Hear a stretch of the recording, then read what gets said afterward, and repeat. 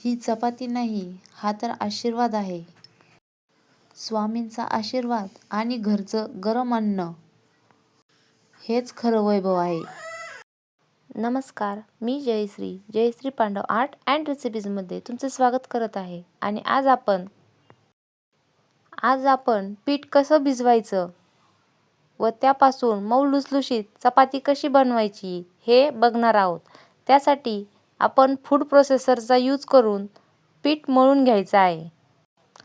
Food प्रोसेसरच्या भांड्यामध्ये मीठ टाकून घ्यायचं आहे व आपल्या गरजेप्रमाणे पीठ टाकायचं आहे.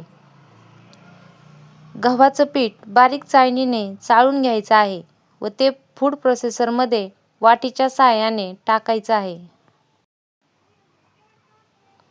आता आपण फूड प्रोसेसरचं झाकण लावून घ्यायचं आहे व थोडं थोडं पाणी मिक्स करायचं आहे. एकदाच पाणी टाकलं तर पीठ पातळ होण्याची शक्यता आहे. 1-2 साईजवर आपल्याला हे पीठ फिरवून घ्यायचं आहे.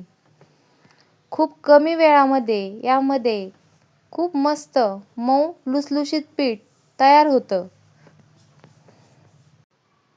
माझ्या घरी 2 लहान मुले असल्याकारणाने मला ह्या फूड प्रोसेसरचा खूप उपयोग होतो. एकदा का पीठ चाळून ठेवलं की आपल्याला हवं तेवढं 2 वाट्या 3 वाट्या पीठ ह्या भांड्यामध्ये टाकायचं, मीठ टाकायचं व गरजेप्रमाणे पाणी टाकून पीठ मळून घ्यायचं. तुम्ही बघू शकता पीठ मळून झालं आहे. आता त्यामध्ये थोडंसं तेल टाकायचं व पुन्हा एकदा फिरवून घ्यायचं. खूप मऊ व लुसलुशीत गोळा आपला पिठाचा तयार झाला आहे.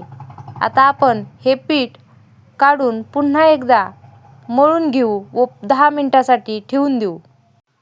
10 मिनिटानंतर आपण पोळी लाटायला घ्यायची आहे. तुम्ही ज्याप्रमाणे घडीची पोळी करता किंवा कुणी 2 प्रकारच्या पोळ्या करत असतील त्याप्रमाणे तुम्ही करून घेऊ शकता. जर कोणी इथे बघणारं नवशिकं असेल तर त्यांच्यासाठी एक ट्रिक सांगते. 3 पुऱ्या लाटून घ्यायच्या आहेत. त्यावर थोडं थोडं तेल व थोडंसं पीठ टाकायचं आहे व एकावर एक अशा 3 पुऱ्या ठेवून घ्यायच्या आहेत. त्यानंतर पुन्हा पिठामध्ये बुडवून आपल्याला गोल आकाराची हलक्या हाताने पोळी लाटायची आहे. मी सुद्धा 3 पुऱ्या लाटूनच ही पोळी ट्राय केली आहे. आता इथे आपला तवा गरम झाला आहे. त्यावर पोळी टाकून घ्यायची आहे. मंद आचेवर नाही पण मध्यम आचेवर पोळी भाजायची. मंद आचेवर भाजली तर पोळी कडक होते व फुल आचेवर भाजली तर पोळी जळते. बघा पोळी थोडी थोडी फुगायला लागली आहे. आता आपण ती पलटून घेऊ. तुम्ही बघू शकता किती छान आपली पोळी फुगायला सुरुवात झाली आहे. सारखीच पोळी उलटायची नाही. दोन्ही बाजूने चांगली पोळी भाजल्यानंतर तुम्ही तेल किंवा तूप तुमच्या आवडीनुसार लावून घ्यायचं आहे व पोळी भाजून घ्यायची आहे. मी छान प्रकारे पोळी भाजली आहे. अशाच प्रकारे दुसऱ्याही पोळ्या मी लाटून घेते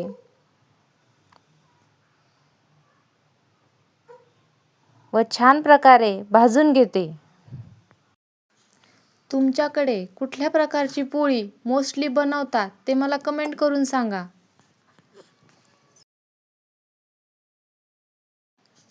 ह्या पोळीवर मी साजूक तूप टाकून मस्त अशी पोळी भाजून घेणार आहे. तुम्हाला जर ही रेसिपी आवडली असेल तर आपल्या चॅनलला लाईक करा, शेअर करा, सबस्क्राईब करा. पुन्हा भेटूया अशाच एका नवीन व्हिडिओबरोबर. तोपर्यंत धन्यवाद.